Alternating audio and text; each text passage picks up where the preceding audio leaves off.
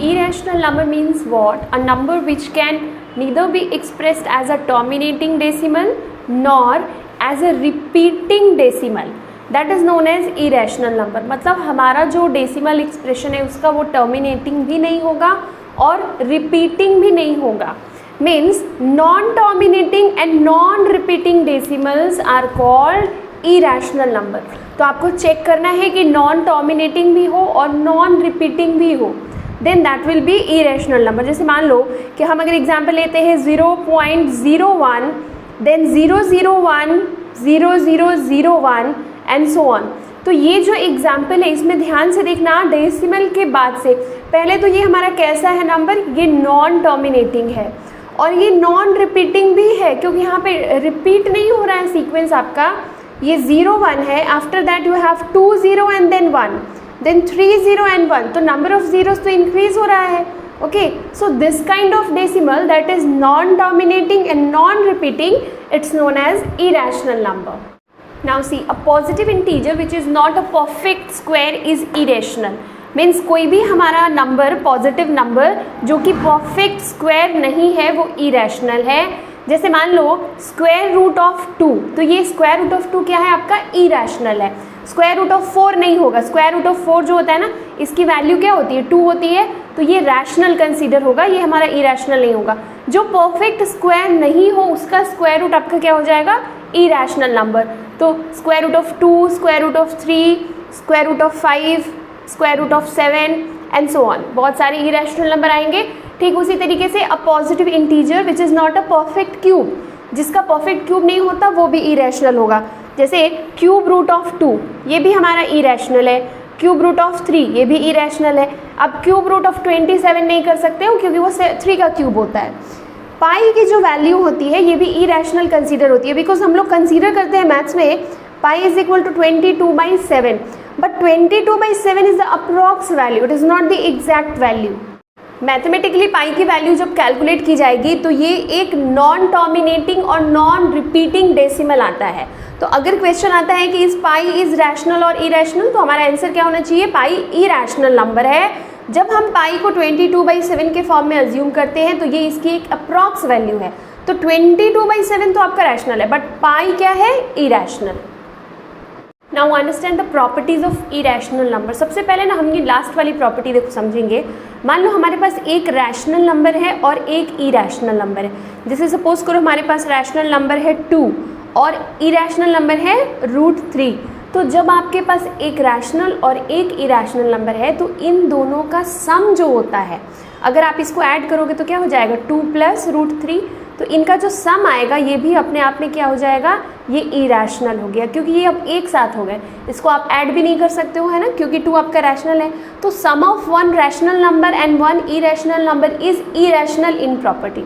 इसी तरीके से इनके बीच का जो डिफरेंस होगा, यानी कि अगर आप इसको सब्ट्रैक्ट करते हो, डिफरेंस निकालते हो, तो वो क्या होगा, 2 - √3. तो ये भी क्या हो जाएगा, ये भी इरेशनल होगा.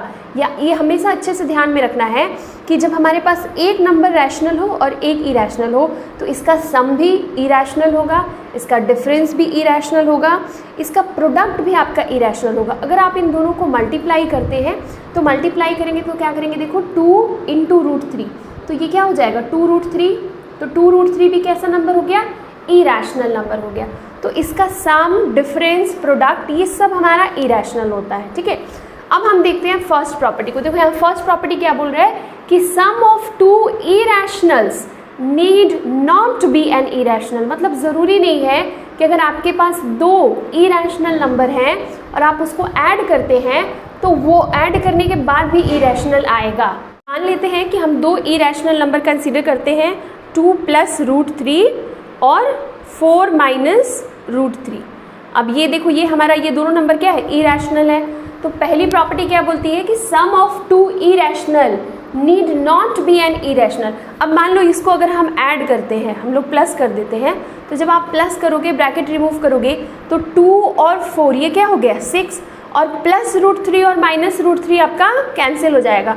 तो 6 कैसा नंबर है, 6 हमारा रैशनल नंबर है.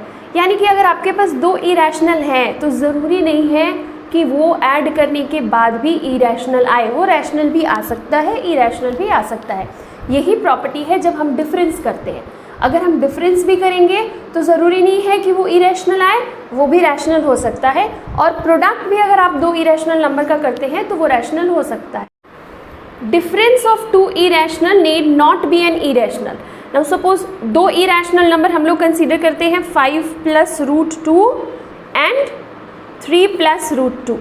अब अगर हम इसका डिफरेंस निकालते हैं तो ये क्या हो जाएगा, 5 + √2 माइनस 3 + √2। अब आप इसको चेंज कीजिए, माइनस का साइन है तो ये -3 और -√2, तो -√2 कैंसिल हो गया, ये कितना हो गया 2। तो 2 क्या है, रैशनल नंबर है।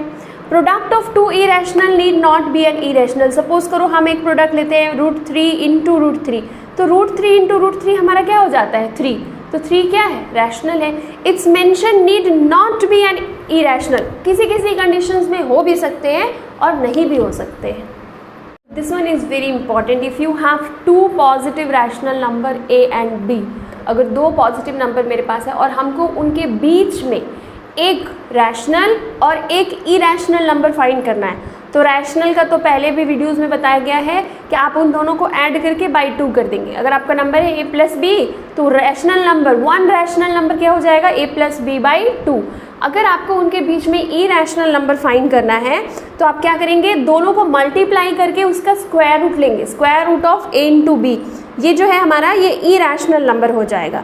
जैसे समझो कि अगर हमारे पास एक नंबर है 2 और 3, ये दो पॉजिटिव हमारे पास नंबर है, 2 और 3 के बीच हमको एक रैशनल नंबर फाइंड करना है, तो क्या हो जाएगा ये 2 + 3/2, दैट विल बी 5/2। और अगर हमको इसके बीच इरेशनल नंबर 5 फाइंड करना है तो क्या हो जाएगा √6, 2 × 3 6 और फिर उसका square root. So √6 is irrational number between 2 and 3 and 5/2 is a rational number between 2 and 3.